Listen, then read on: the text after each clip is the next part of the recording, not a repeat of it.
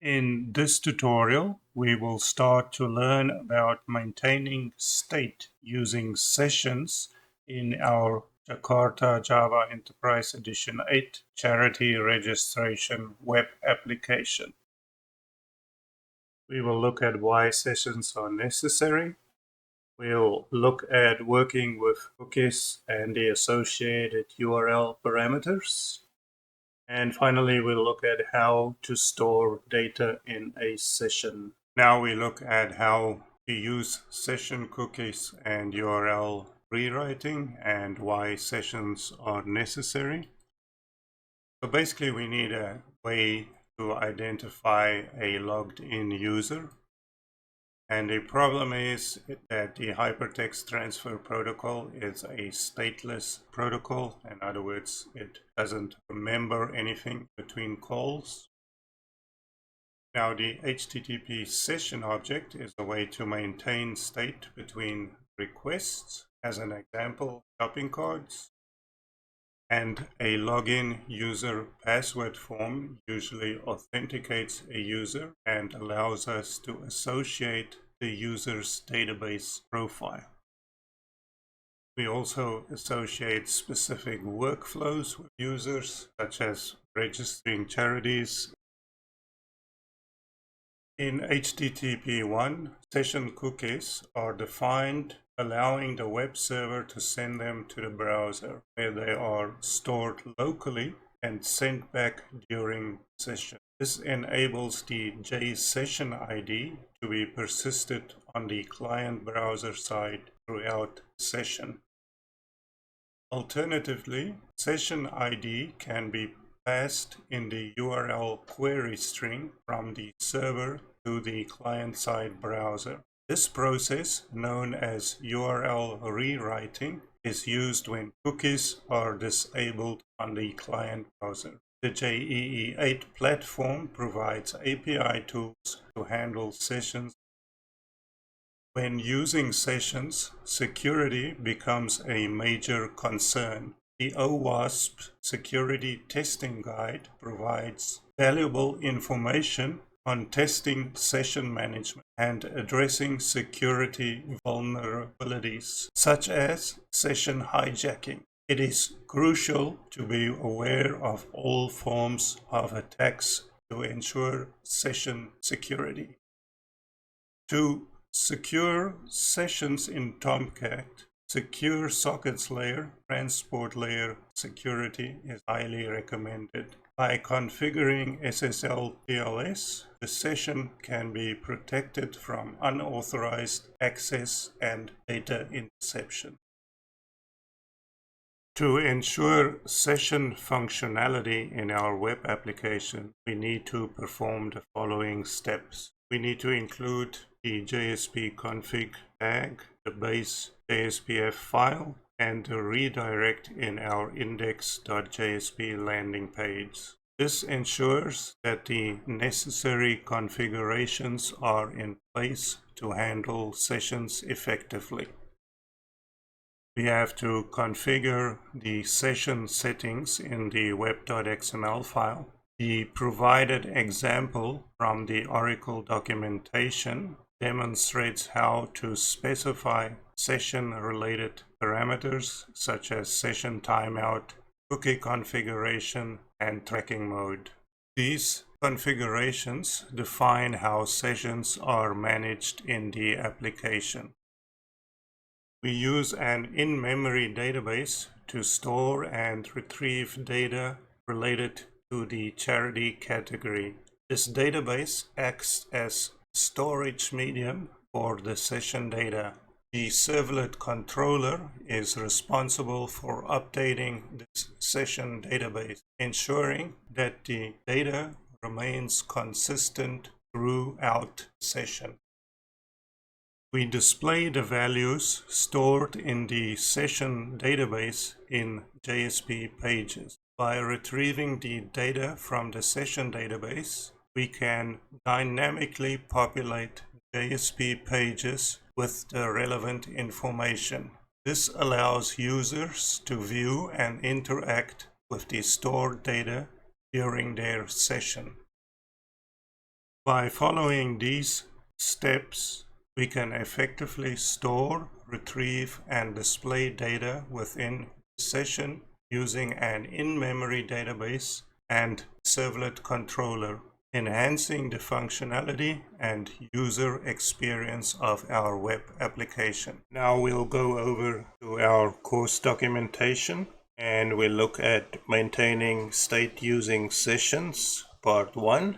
And we see here we already covered slideshow, and we'll start at how to store data in session. Ensure we have the JSP config tab, base JSP file, and the redirect in our index.jsp landing page. Back in Eclipse, and we'll look at our index.jsp page. See, we've commented out the registration servlet, and we have a new redirect to our new charity session servlet that demonstrates session capabilities. Our base.jsp fragment still looks the same. We put the registration, the file attachment. We use the JSTL core and heading libraries. And we look at the web.xml. Here we see that we included the base JSP fragment file as a prelude for all our pages.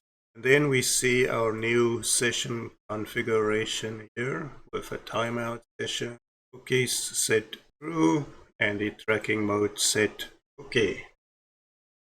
Back to our course documentation, and we've already covered the index.jsp page. Next up, we looked at the inclusion of the session configuration in our web XML file, and included in the documentation is the link to the Oracle documentation. The documentation lays out all the elements with good descriptions, and it also describes how you can do it programmatically. This is what we have set up. And then next we'll look at our charity session servlet. What we do is we emulate an in-memory database by using a hash table, and we store a bunch of charity categories in this hash table. Then in our do-get, we use the command pattern to get the action value and then forward it to either the add charity, empty charity, or view charity. Then we have our JSP page that essentially shows us our charity values that we've stored in our session object. And we can also view our session object in another JSP page, do charity session object.jsp. And down here is more explanation of all the relevant methods we can use. And now finally, we will look at our code and compile and test and run and debug our charity session web demonstration application. Now back in Eclipse, and first we look at our charity session servlet. Here we've defined a name and a URL pattern match. We populate the in-memory category database with charity categories, and then we have the do-get, and the do-get uses the command pattern to either go to the add charity session, empty the charity session object, or view the charity session object, and then the default is browse.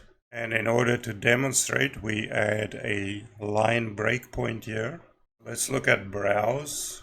We see we're using embedded Java, and we have an href to view the charity session, and it essentially gets the categories from the in-memory category database, and then it iterates through and displays the add charity to session, which allows you to select a category and add it to your session object. And then we have the view charity session object. Here is two href links to servlet. Here it picks up the in-memory category database. And here is our category holder, which is the session holder that we can populate from the list of categories. And what it does here, it displays the values inside the category holder session object. Now we are going over to the charity session servlet, and in our do-get we add a line breakpoint so we can step through all the action cases. So we'll debug as debug on the server, and we see in our index.jsp we immediately hit the redirect and we are in the breakpoint. We will switch to the debug perspective, step over. You see the action is null, so that means it's going to be set to browse, and it's going to hit the default in the case section, and we'll resume running. And here is the display. So we see the list of all the charities, and we see the link to view this session data object. So we'll select animals and we'll go into do-get. The action now is add to charity session, and it's going to hit the add to charity session. So we'll step into. So first it's going to get the category ID, value of 1, and now it's going to add that value to the category holder. First it creates a new hash table, and it checks if it contains the category that we've just added, and if it doesn't contain it, we add its value, and we update the size of the category holder, and now we redirect. Let's view our web page, and we see we are now in the view charity session object page, and we've added the one category to the charity session object. So we can go back to the charity category list. This time we'll just run through the code, and we'll select education, hit our breakpoint again, add charity to session, we'll resume, and again, and we're back through adding the new selected category to the session object. And now we see we have the education and the animals category, and we'll go back to the category list, and action is null, so that means it should hit the browse, and here we are. So this is a good little overview of how the session object works in the Java Enterprise Edition version 8 web applications.